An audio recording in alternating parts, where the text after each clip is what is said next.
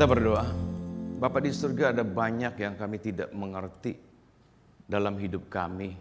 Pasang surut, tawa air mata mewarnai hidup kami. Tapi kami yakin dan percaya, kami yang terpanggil segala sesuatu itu yang terjadi, baik itu kesusahan, sukacita, itu pasti mendatangkan kebaikan bagi kami. Dan kami harus menaruh dalam hati kami bahwa Engkau peduli akan seluruh hidup kami. Oleh karena itu Tuhan, kami juga mau diisi dengan firman-Mu pada hari ini. Berikan kami hikmat pengertian, agar kami mengerti akan isi hati Tuhan, kehendak Tuhan, apa yang Tuhan mau kami lakukan dalam hidup kami. Biarlah yang menyampaikan dan mendengarkan sungguh mendapat berkat daripada Tuhan sendiri. Inilah doa kami, syukur kami, yang sungguh kami naikkan demi nama Tuhan kami, Yesus, kami sudah berdoa. Amin. Shalom Bapak Ibu Saudara sekalian. Puji Tuhan ya, hari ini jauh lebih banyak daripada hari biasanya. Pertama-tama saya mengucapkan selamat memperingati hari turunnya Roh Kudus atau hari Pentakosta. Biar Tuhan terus pakai kita untuk menjadi pemberita Injil. Nah, hari ini temanya adalah United in Power atau kuasa yang mempersatukan, yang diambil dari Kisah Rasul 2 ayat 1 sampai 11. Saya akan bacakan bagi Bapak Ibu sekalian, kita menyimaknya. Demikian bunyi firman Tuhan, Kisah Rasul 2 ayat 1 sampai 11. Ayat yang pertama, ketika tiba hari Pentakosta, semua orang percaya berkumpul di satu tempat. Tiba-tiba turunlah dari langit suatu bunyi seperti tiupan angin keras yang memenuhi seluruh rumah di mana mereka duduk. Dan tampaklah kepada mereka lidah-lidah seperti nyala api yang bertebaran dan hingga pada mereka masing-masing. Ayat keempat, maka penuhlah mereka dengan Roh Kudus, lalu mereka mulai berkata-kata dalam bahasa-bahasa lain, seperti yang diberikan oleh Roh itu kepada mereka untuk mengatakannya. Waktu itu di Yerusalem diam orang-orang Yahudi yang saleh dari segala bangsa di bawah kolong langit. Ketika turun bunyi itu, berkerumunlah orang banyak. Mereka bingung karena mereka masing-masing mendengar rasul-rasul itu berkata-kata dalam bahasa mereka sendiri. Mereka semua tercengang-cengang dan heran lalu berkata, bukankah mereka semua yang berkata-kata itu orang Galilea? Bagaimana mungkin kita masing-masing mendengar mereka berkata-kata dalam bahasa kita sendiri, yaitu bahasa yang kita pakai di negeri asal kita. Kita orang Partia, Media, Elam, penduduk Mesopotamia, Yudea dan Kapadokia, Pontus dan Asia, Frigia dan Pamfilia, Mesir dan daerah-daerah Libya yang berdekatan dengan Kirene, pendatang-pendatang dari Roma, baik orang Yahudi maupun penganut orang agama Yahudi, orang Kreta dan orang Arab. Kita mendengar mereka berkata-kata dalam bahasa kita sendiri tentang perbuatan-perbuatan besar yang dilakukan Allah. Demikian pembaca firman Tuhan. Berbahagialah setiap kita yang bukan saja membaca tapi merenungkan, bahkan melakukannya. Nah, Bapak Ibu sekalian, dari teks yang sudah kita baca, ya, kita ini berbicara tentang Pentakosta. Apa itu Pentakosta? Di dalam Alkitab Pentakosta ada dua, itu Pentakosta Perjanjian Lama dan yang kedua adalah Pentakosta Perjanjian Baru.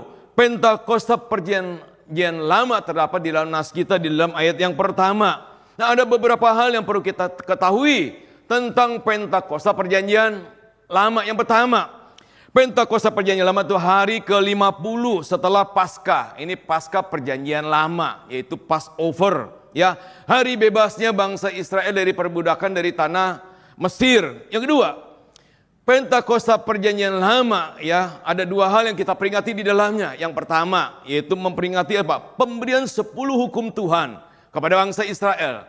Dan yang kedua adalah memperingati perayaan syukur karena apa? Panen gandum. Nah, ini sesuatu yang sangat luar biasa, ya. Lalu yang ketiga, pada Pentakosta orang Israel tidak bekerja, ya.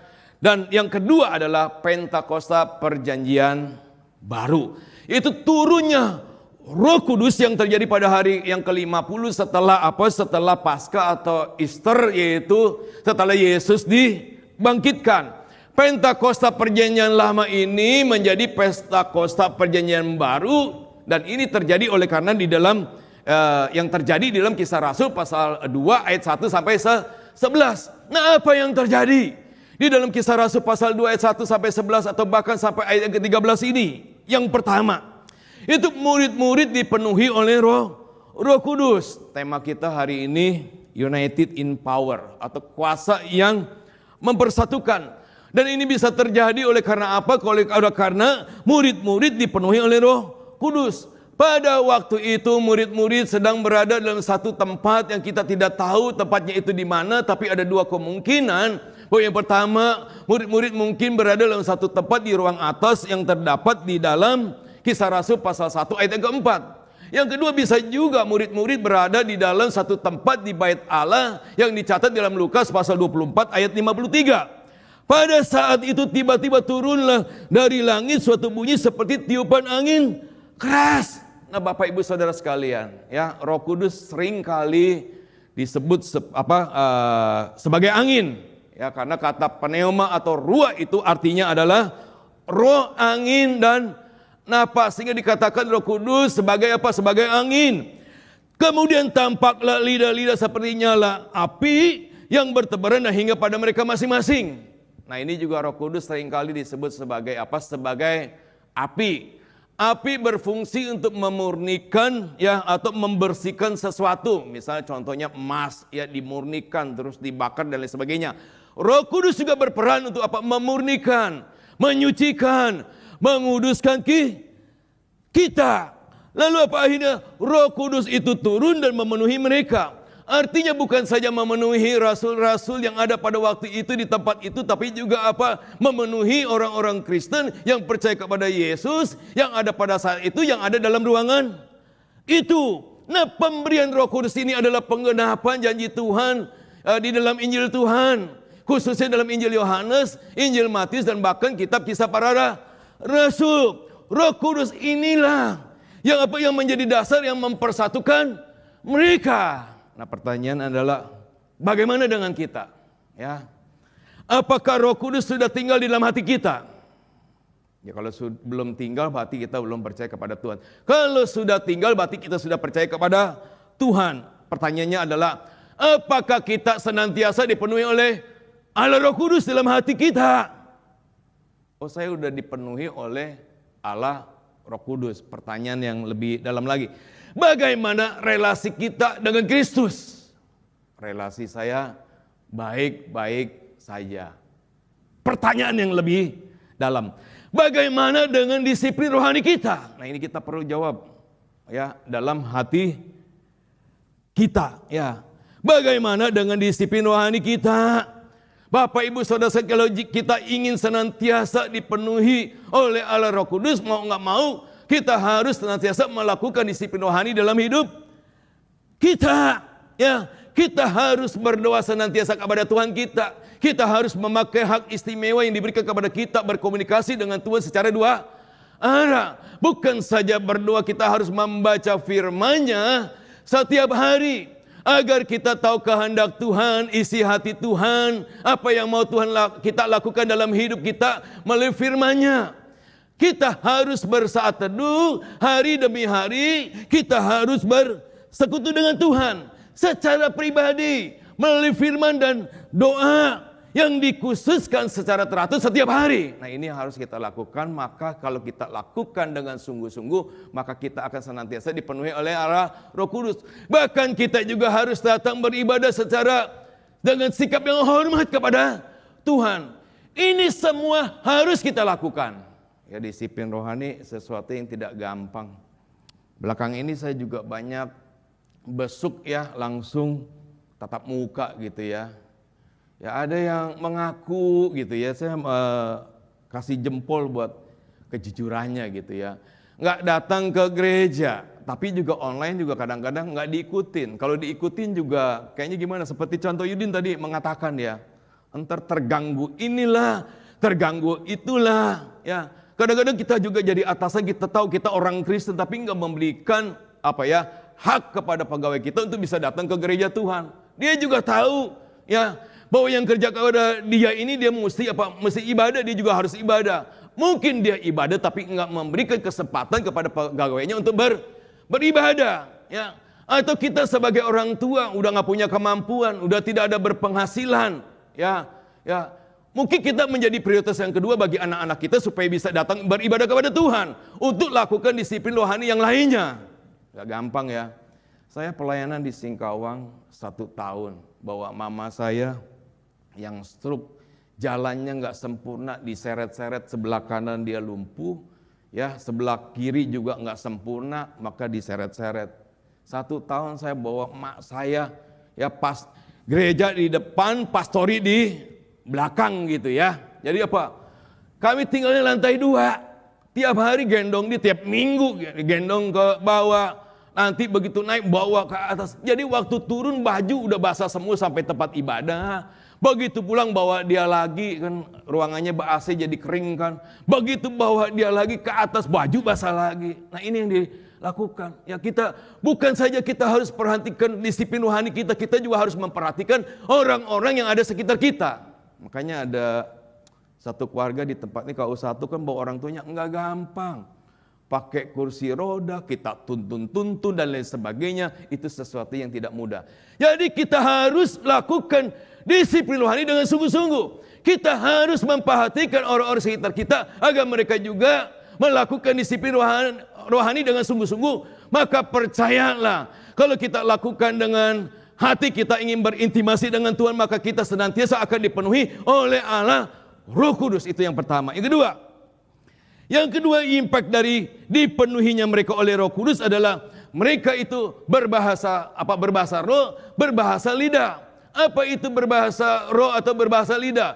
Berbahasa roh atau berbahasa lidah adalah suatu karunia dari Roh Kudus yang menyebabkan rasul-rasul mereka bisa berbicara atau berkata-kata dalam bahasa yang sebelumnya mereka belum kenal atau mereka belum pernah pelajari. Itu bisa kita lihat di dalam ayat 6 sampai ayat yang ke-8. Rasul-rasul ini orang Galilea, tapi mereka bisa berkata-kata dalam bahasa-bahasa yang lain. Mereka berkata-kata di dalam bahasa apa? Di sini dikatakan bahasa Pertia, bahasa Media, bahasa Elam, bahasa penduduk Mesopotamia dan lain sebagainya. Karena apa? Karena mereka dipenuhi oleh Roh Kudus. Pertanyaan kita adalah, apakah semua orang yang dipenuhi oleh Roh Kudus maka mereka bisa berkata-kata di dalam bahasa roh atau di dalam bahasa lidah? Tidak semua orang percaya ya yang dipenuhi oleh Roh Kudus mereka bisa berkata-kata dalam bahasa roh. Firman Tuhan juga mencatat ada satu peristiwa orang percaya kepada Yesus, mereka dibaptis oleh Roh Kudus, tapi mereka juga tidak bisa berkata-kata dalam bahasa roh. Stefanus yang penuh dengan Roh Kudus, Alkitab mencatat demikian, tapi Alkitab tidak mencatat bahwa Stefanus itu bisa berkata-kata dalam bahasa roh. Alkitab mencatat bahwa setiap orang yang percaya kepada Tuhan dipenuhi oleh Roh Kudus. Tidak semua orang menerima karunia bahasa roh. Dan bahasa roh ini hanya diberikan kepada orang tertentu saja. Nah ini perlu kita catat baik-baik. Jadi kalau ada gereja, satu gereja bisa, itu jadi aneh gitu. Bertentangan dengan firman Tuhan. Ya, jadi mesti baca firman Tuhan dengan baik-baik. Kisah Rasul 2 ayat 38 mengatakan demikian. Bertobatlah dan hendaklah kamu masing-masing memberi dirimu dibaptis dalam nama Yesus Kristus untuk apa? Pengampunan dosamu. Maka kamu akan menerima karunia Roh Kudus. Kemudian di 1 Korintus 12 ayat 11 mengatakan demikian. Tetapi semua ini dikerjakan oleh Roh yang satu dan yang sama, yang memberikan karunia kepada tiap-tiap orang secara khusus seperti yang dikehendaki. Nah di sini yang penting adalah apa? Kita yang percaya kepada Roh Kudus, percaya kepada Allah, kepada Kristus, kepada Allah Bapa, kita akan apa? Dipenuhi oleh Allah Roh Kudus. Roh Kudus tinggal dalam diri kita. Lalu apa? Roh Kudus akan memberikan karunia roh kepada kita, itu yang pertama. Lalu yang kedua, diberikan secara khusus. Dan ketiga, sesuai dengan kehendak daripada Allah. Lalu yang berikutnya adalah paling sedikit kita terima satu karunia roh. Dan tidak ada semua orang yang percaya menerima semua karunia roh itu. Nah ini perlu dicatat dengan baik-baik ya. Paling dikit kita punya satu karunia roh. Jadi harus kita pakai dengan sebaik-baiknya. Lalu pertanyaan, untuk apa karunia roh itu diberikan? Untuk membangun diri kita, untuk membangun daripada jemaat. Contoh misalnya nih, Tuhan memberikan karunia berbahasa roh kepada kita, tapi tidak ada yang menafsirkan. Maka itu digunakan apa? Untuk membangun diri kita.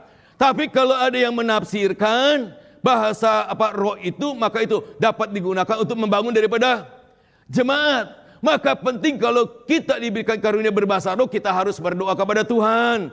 Tuhan berikan juga kepada aku untuk bisa menafsirkan karunia bahasa roh itu. Kalau tidak ada yang menafsirkan, maka ada sekelompok orang atau kita menggunakan karunia bahasa roh itu, semua orang ngomong, lalu masuklah orang-orang lain atau orang-orang yang tidak beriman. Waktu lihat kita, maka mereka akan bisa mengatakan, mungkin ini kumpulan orang gila. Maka Rasul Paulus berkata dalam firman-Nya, lebih suka mengucapkan 5 kata ya, yang dimengerti untuk mengajar orang lain daripada beribu-ribu kata di dalam bahasa roh. Nah, Bapak, Ibu, Saudara sekalian, bagaimana dengan kita? Apakah kita memiliki karunia roh? Pasti kita memiliki kalau kita sudah percaya kepada Tuhan Yesus. Sudahkah kita memakainya? Apakah kita gunakan untuk membangun diri kita, atau kita gunakan untuk membangun daripada jemaat Tuhan? Oh, kita berkata, saya udah pakai sebagian lagi saya simpen, nggak digunakan seluruhnya. Atau kita apa? Gali lubang, lalu masukkan, ditimbun dalam-dalam seperti perumpamaan yang terdapat di dalam Matius tentang talenta. Matius 25 ayat 14 sampai 30. Atau kita berkata, ya, saya pakai nggak pakai, Tuhan juga nggak memperhatikan, betul? Ya karena itu makanya disimpan. Atau kita berkata, paling saya nggak gunakan talenta saya, karunia saya, paling saya nggak dapat upah, saya nggak dapat pahala, toh saya masih tetap bisa masuk ke surga gitu. Toh saya kerjain juga nggak pengaruh bagi masa depan saya. Ya, tak sebentar nanti umur tua saya tinggalkan dunia, kayaknya udah selesai saja masuk ke surga.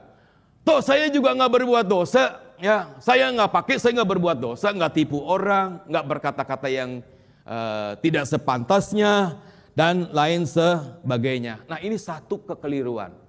Kebenarannya adalah apa? Bahwa Tuhan memperhatikan kita. Dia mau kita menggunakan sebaik-baiknya, dan bahkan Dia mau kita melipat gandakannya. Dia bahkan memperhatikannya, dan bahkan kalau kita gunakan dengan sebaik-baiknya akan berpengaruh pada masa depan kita di dalam kekalahan, di dalam kerajaan daripada Tuhan. Kalau kita tidak gunakan dengan baik-baik, maka kesempatan yang ada, kebaikan yang ada, karunia yang ada, talenta yang ada akan Tuhan ambil, lalu Tuhan akan berikan kepada mereka yang akan menggunakannya. Dulu waktu pemuda gitu ya, udah lama banget nih berarti ya, puluhan tahun yang lalu. Ada seorang pendeta cerita di gereja di Singapura gitu. Ada seorang saudari, dia punya karunia nyanyi, suaranya bagus, indah gitu.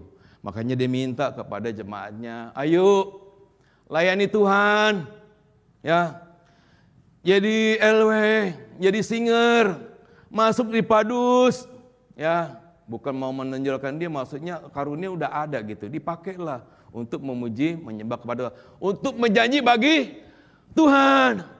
Dia tolak tuh, setiap kesempatan dia tolak, enggak lah, saya sibuk, ya, enggak sempet lah, nanti ada ini, ada itu.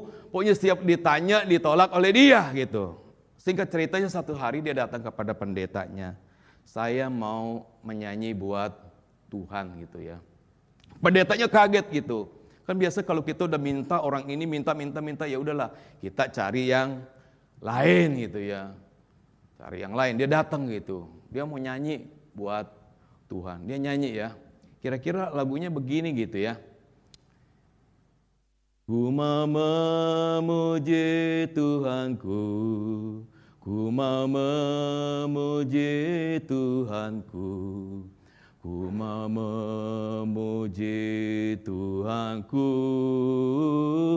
ku mau memuji Tuhanku. Dia nyanyi buat Tuhan terakhir kalinya sebelum dia operasi kanker lidahnya. Saya sudah katakan, kesempatan yang baik, kebaikan-kebaikan yang Tuhan berikan, karunia yang Tuhan berikan, talenta yang Tuhan berikan, engkau tidak gunakan, akan Tuhan ambil. Firman Tuhan mengatakan demikian, dia ambil, lalu diberikan kepada mereka yang mau menggunakan dengan sebaik-baiknya.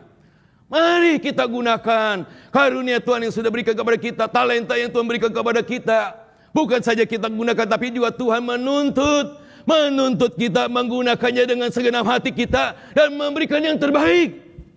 Satu saat ya, seorang misionaris dari Amerika yang pelayanan di India ya, melihat seorang ibu India sedang membawa dua anaknya ke sungai Gangga. Anaknya yang satu itu lumpuh dan matanya buta, yang satu lagi baik ataupun sempurna. Misionaris ini tahu nih kebiasaan orang India. Ibu ini akan bawa anaknya itu dan akan dipersembahkan salah satunya kepada dewanya di sungai Gangga. Makanya dia membujuk wanita ini, ibu ini, supaya jangan persembahkan anaknya. Kenapa? Pasti bertentangan dengan firman Tuhan kita.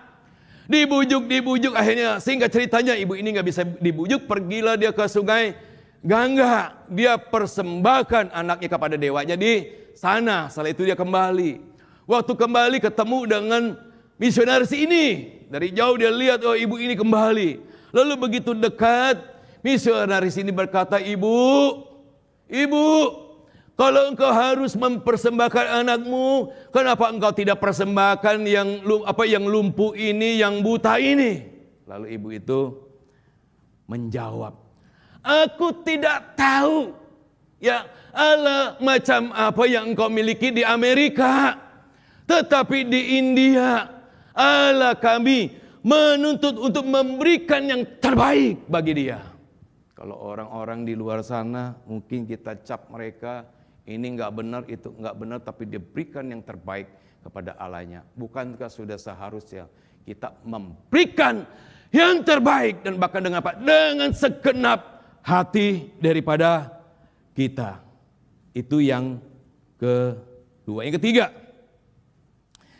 perbuatan-perbuatan besar daripada Allah. Ayat yang ke-11 tentang perbuatan-perbuatan besar yang dilakukan Allah. Ayat ini adalah impact dari pemberian karunia daripada Roh Kudus. Itu apa? Mereka berkata-kata ya tentang perbuatan-perbuatan besar yang dilakukan oleh Allah. Frasa perbuatan-perbuatan besar ini megaleios yang artinya apa? Great thing, wonderful work. Ini adalah tindakan atau perbuatan yang hebat, yang agung, yang besar, yang luar biasa daripada Allah. Pertanyaan kita adalah apa itu perbuatan-perbuatan besar yang sudah dilakukan oleh Allah? Yaitu ini adalah keselamatan melalui apa? Tindakan penyelamatan Allah di dalam sejarah. Wah, ini sesuatu yang sangat luar biasa. Perbuatan besar Allah ini adalah apa? Allah yang berinkarnasi, Tuhan yang berinisiatif untuk apa? Mencari dan menyelamatkan kita. Dia yang mencari sedemikian rupa sehingga dia menjadi manusia dan apa? Mati digantungkan di atas kayu salib. Dia yang menebus kita agar apa? Kita punya hidup apa? Hidup kembali untuk memuliakan Tuhan. Ini berbicara tentang Yesus. Yesus yang datang menyelamatkan umatnya daripada dosa. Yesus yang menghapus dosa dunia ini. Ini berbicara tentang Injil Tuhan. Ini berbicara tentang apa? Bukan saja Injil Tuhan, tapi perbuatan-perbuatan besar yang dilakukan oleh Allah. Bapak, Ibu, Saudara sekalian, penekanan utama di dalam pemberian karunia Roh itu atau karunia bahasa Roh itu memberitakan perbuatan-perbuatan yang sudah dilakukan oleh Allah, itu memberitakan Injil atau untuk bersaksi. 1 Petrus pasal 2 ayat 9 mengatakan demikian. Supaya kamu memberitakan perbuatan-perbuatan yang besar dari Dia yang telah memanggil kamu keluar dari kegelapan kepada terangnya yang ajaib. Kisah Rasul 1 ayat 8 mengatakan demikian. Tetapi kamu akan menerima kuasa kalau Roh Kudus turun atas kamu dan kamu akan menjadi saksiku di Yerusalem dan seluruh Yudea dan Samaria dan sampai ke ujung bumi. Yohanes 15 ayat 26. Jikalau penghibur yang akan kuutus dari Bapa datang, yaitu Roh kebenaran yang kuat dari Bapa, ia akan bersaksi tentang aku. Hari ini baca Alkitab ya, indah. Ada kaitan. Saya 2 kali baca Alkitab. Yang program gereja bisa pas gitu ya sama firman Tuhan. Di Alkitab sini ada ya. Kisah Rasul 4. Hari ini kan baca Kisah Rasul 4, betul ya? 4 apa 5? 3 kali. 4 ya. Betul. Kira-kira ayat yang mana ayo? Ini pas banget ini. Bukan kebetulan gitu ya. Pasal 4 ayat 3, 1 nih saya bacakan. Buat Bapak Ibu sekalian. Dan ketika mereka sedang berdoa, goyanglah tempat mereka berkumpul. Itu dan mereka semua penuh dengan Roh Kudus. Lalu apa? Mereka memberitakan firman Allah dengan berani. Ini sesuatu yang sangat luar biasa. Bukan kebetulan. Jadi untuk memberitakan Injil, untuk bersaksi.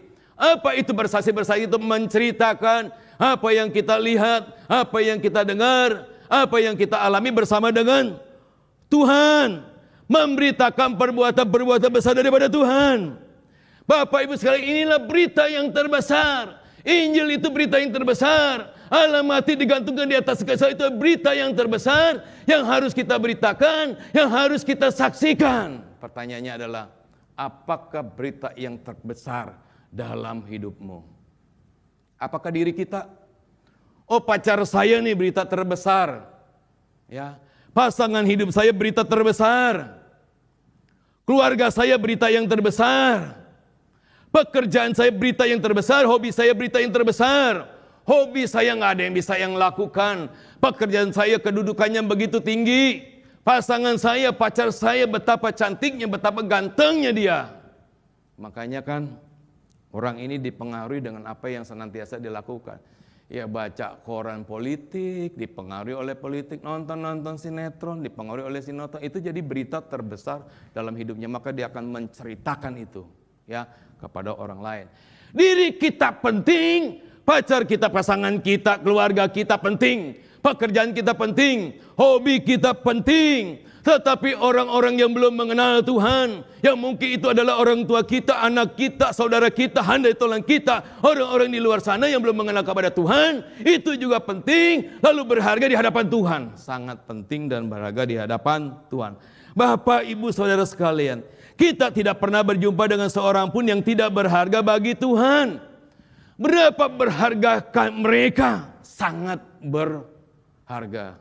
1 Petrus pasal 1 ayat 18 dan 19 mengatakan demikian. Sebab kamu tahu bahwa kamu telah ditebus dari cara hidupmu yang sia-sia, yang kamu warisi dari nenek moyangmu itu, bukan dengan barang yang fana, bukan pula dengan perak atau emas, melainkan dengan darah yang mahal. Itu darah Kristus yang sama dengan darah anak domba yang tak bernoda dan tak bercacat. Setiap orang itu begitu penting dan berharga di hadapan Tuhan. Di slide terakhir ada satu gambar, ya.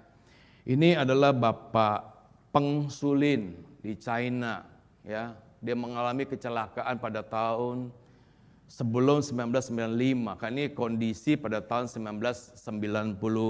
Dia seorang polisi. Waktu dia bertugas ditabrak truk, ceger gitu. Badannya terbelah menjadi dua, ya, pinggang ke bawah sama pinggang yang ke atas. Apakah dia penting? Apakah dia berharga? Jangankan di hadapan Tuhan, apakah dia penting atau dia berharga di hadapan Tuhan? Di hadapan tim paramedis 20 dokter menangani supaya apa? Supaya dia bisa hidup gitu ya. Setelah operasi 12 tahun tergeletak sebelum akhirnya seperti ini. Ini pakai kaki bionik. Bapak Peng Sulin begitu penting di hadapan dokter-dokter. Begitu berharga di hadapan dokter-dokter. Dia juga penting di hadapan Tuhan. Dia begitu berharganya di hadapan Tuhan. Di rumah kita mungkin ada orang tua kita belum kenal Tuhan. Ada anak kita belum kenal Tuhan. Ada saudara kita belum mengenal kepada Tuhan. Mungkin AQ kita, AI kita, apak kita, asuk kita, koko kita, cici kita, sepupu kita. Ada teman-teman kita, teman sekolah kita, teman di mana kita bekerja di kampus dan lain sebagainya yang belum mengenal kepada Tuhan. Dan bahkan di luar sana ada banyak orang belum mengenal kepada Tuhan. Mereka penting di mata Tuhan. Mereka berharga di hadapan Tuhan. Apakah mereka juga penting dalam pandangan mata kita? Apakah mereka berharga di dalam mata kita. Nanti sebentar siang ada baptisan 3 orang. Itu bukan pelipat gandaan, itu pertambahan. Kalau pelipat gandaan kita bawa orang gak mengenal kepada Tuhan, bawa di hadapan Tuhan sampai dia bisa dibaptis oleh Tuhan. Jadi karunia roh ya, atau berbahasa bahasa roh ya, penekanan utamanya adalah untuk apa? Memberitakan perbuatan besar Tuhan, itu Injil daripada Tuhan. Kita berdoa. Bapa di surga, kami bersyukur pada waktu Engkau mati digantungkan di atas kayu salib, Engkau bangkit pada hari yang ketiga, lalu Engkau berjalan ke sana ke sini menghampiri murid-Mu yang ragu, yang bimbang, yang putus asa. Engkau menghibur, menguatkan kepada mereka, dan akhirnya Engkau naik ke surga. Engkau menjanjikan akan mengirim, mengutus itu Roh Kudus. Bukan sekedar kuasa, tapi Dia adalah Allah sendiri yang sejenis, yang sama besarnya, yang sama besar kasihnya, yang sama juga kesabarannya, hikmatnya, kuasanya, kekuatannya. Kami bersyukur ya Tuhan. Pada hari ini kami yang sudah percaya kepada Engkau, Roh Kudus itu tinggal di dalam hati kami. Kami mau setiap kami punya kedekatan, intimasi, relasi yang dekat kepada Tuhan. Semua disiplin rohani itu bukan sebagai satu rutinitas, tapi kami rindu bersekutu dengan Tuhan secara pribadi, melalui firman-Mu, dan juga melalui doa.